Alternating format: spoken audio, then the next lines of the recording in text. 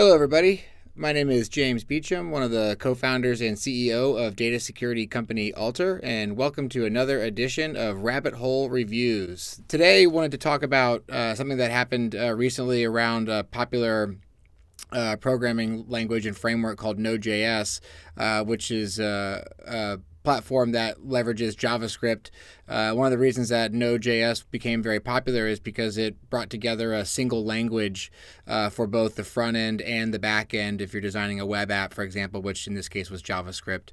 And it's a very popular framework, very popular programming language. We use it a lot at Alter. I use it a lot with side projects and things like that too. So I wanted to cover that today as it impacted a lot of people. But I had a little bit of a interesting take as to why I went down a rabbit hole in this, because I was trying to understand exactly what was the vulnerability that was injected into the supply chain of Node applications. And after doing some digging, while I think it's a problem, obviously, I'm a little frustrated at how the issue came to be and not as concerned about what the outcomes actually were, but that's just my opinion. So in this particular supply chain attack, which is claiming to be the largest ever, I think it impacted 2.6 billion installs.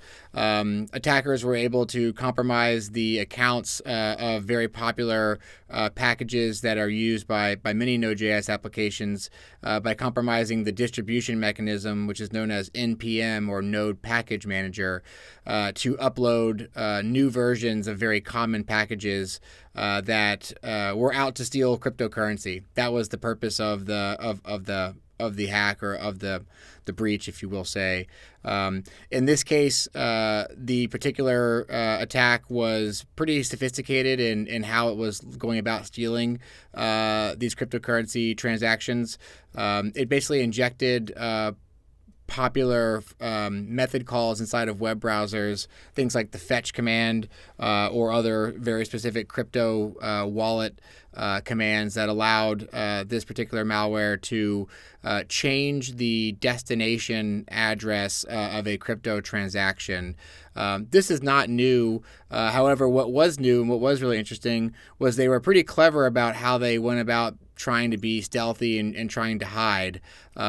They were able to generate what seems like real-time wallet addresses that looked very similar to the existing address that was being sent by the end user. So when you were to look at this traffic or inspect the web page before the transaction went out, it looked pretty close. The destination wallet for the crypto transaction looked pretty close to what was your intended wallet address. So that was pretty tricky and pretty clever on their part. As it relates to enterprises, which is something that Alter focuses on a lot, obviously popular applications produced by large enterprises have a lot of end users, and therefore this particular issue could have been stealing a lot of crypto transactions without users really knowing about it. But the part that really bothered me was that this came through phishing. The maintainer of these packages was upfront about it. He posted the messages that he received from NPM.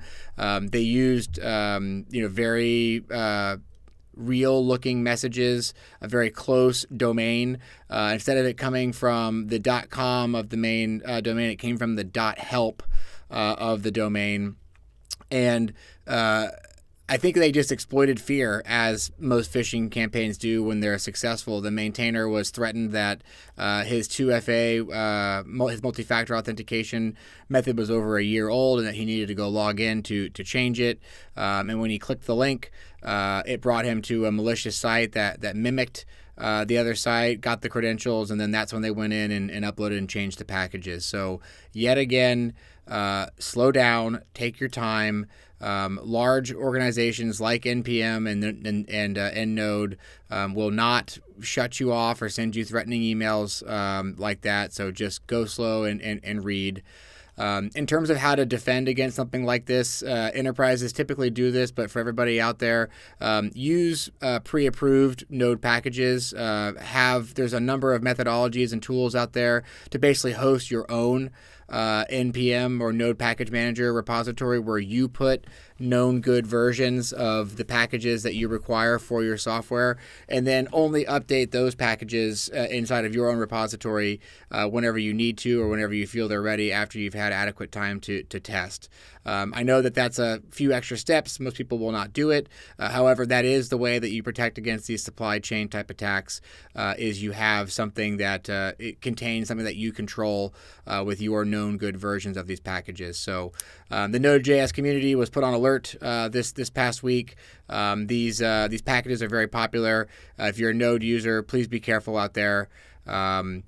I was really impressed with how this particular attack went about trying to stay stealthy. But again, it's just embarrassing that phishing continues to get people. And I probably am no exception. I'm not saying I'm perfect either, but this stuff's got to stop at some point. So thank you all for attending here today. Again, if you use Node.js, please go check your packages. Go talk to your teams that do use it. Really was interesting to see how they went about injecting this attack and trying to stay hidden in there. Be careful with crypto. Thank you all for listening. Have a great rest of your day.